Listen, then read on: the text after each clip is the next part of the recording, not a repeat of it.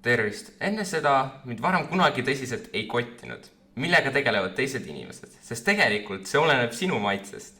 Mis filme sa vaatad, mis on sinu huvid, mis mänge sa mängid, see kõik on arusaadav.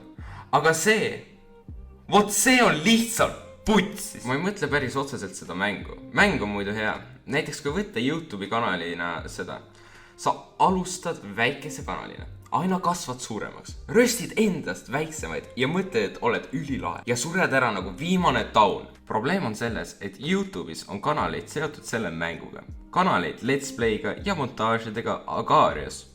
Neid on väga palju. Kes see vaatab neid, ma ei suuda seletada.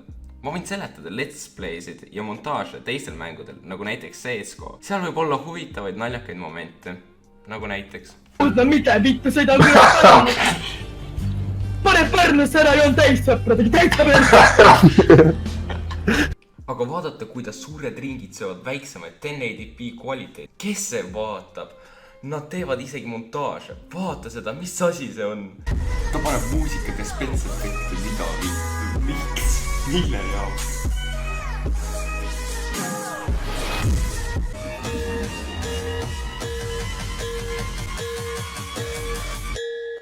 See asi on nii kuradi mõtet. Sama hästi võin teha montaaže, kuidas keegi õgib.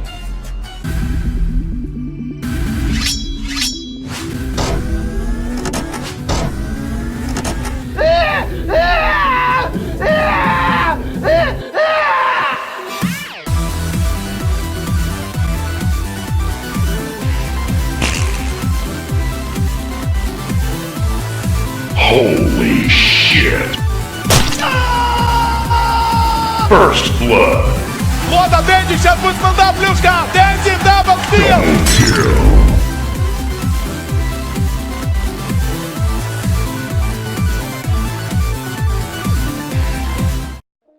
Agarius sai populaarseks mitu aastat tagasi. Palju aega on läinud sellest ajast ja te ei suuda uskuda, mitu sellist mängu on tehtud. Neid on tuhandeid, miljoneid, miljardeid, rohkem kui inimesi maa peal. Kõige populaarsem neist on Ussike. Usun, et te kõik teate sellest. Kui keegi ei kuulnud, siis Ussike. Mõte on sama, õgida teisi ja saada suuremaks. Vaadake, ringitan Ussikest. Oled lõksus. Aga see on ainult icebergi tipp. Lähme vaatame, mis seal allpool on. Agario 3Ds. Yes! See on see sama, mis ma tahtsin. Äkki Let's Play teha selle järgi. Oi ei, mind jälitab täpselt samasugune Jackie Chan nagu mina. Oled sa üldse meie planeedil?